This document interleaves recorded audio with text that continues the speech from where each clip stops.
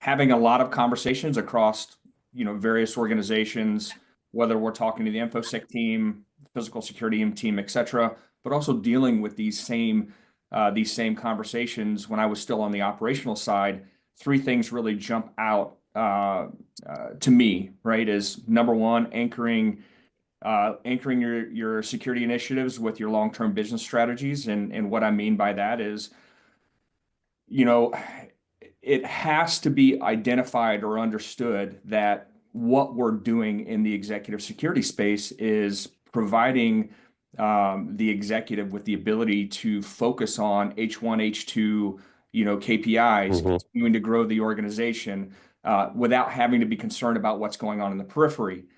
The second thing is going to be lead with data, not with fear. Identify real risk that is faced like organizations in your industry that's going to resonate most with your executive team and your boards. And then make it scalable, risk driven. And I think one of the things that we can relate back to as we talk about data, when we talk about how we support not only in risk management and crisis management, but every day, day-to-day operations. United Healthcare post murder of Brian Thompson, they took more than $100 billion loss in their market value. Yep. So relating it back to those business strategies, I think really is key. Now, Shane, I know, Exxon is engineering, old, very engineer based, which means automatically in my mind, it becomes risk, risk, governance, compliance. I mean, how have you seen your own career and your own pathway there in terms of talking to the C-suite, talking to executives and stakeholders, going from like a fear to more of a, speaking the language of the business, I guess, to kind of add to Trinity's point? To build right exactly on what Trinity said, and he's got a great line there. It's facts, data. He does have a great line, doesn't he? He does have a great line there on that one. I'll give him that one. It's facts, data. It's aligning with your corporate strategy. How do you do that? It's also building that proof of concept, like he mentioned, scalability, which is where you do a risk base, where you can show value. However, you can show value, whether you need to increase, whether you need to, or as I call it, expansion, contraction, right? Where do you need to add value? Where do you need to pull back? And that's got to be an honest reflection of what you're doing in your program. And I know we've talked about that before, but it's got to be facts and data driven. It's got to be risk based, and you've got to be able to be, open to what you're doing, to learn about it and to grow on it as well. Now, Peter, I purposely saved you last on this one because as our resident CSO, you're kind of on the hot seat here. I mean, Trinity and Shane are talking from a practitioner level.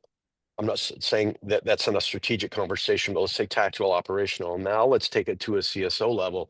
You have a breadth of things that you're responsible for. And now you have to go in and say, now I need to talk about my line of effort, number one, which is the protection of you, boss, and key C-suites. I'm not asking you to respond to roadblocks, but just as a chief security officer, does this conversation change for you at all? How do you think about it, and how do you add it into the multiple lines of effort that you need to have conversations around?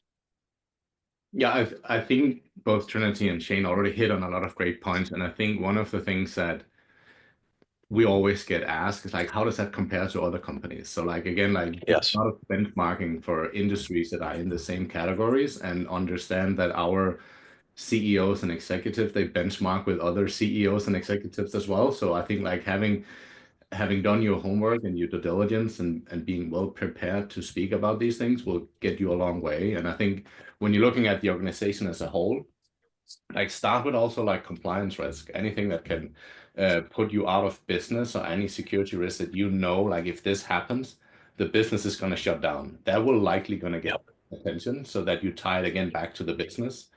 And then again, like I think it's about those data points. I think anyone in our world that we're looking after like are incredible smart people to make them where they are. And if you have the data that shows that there's a real risk that could cause real world harm, they're likely going to take some actions on it.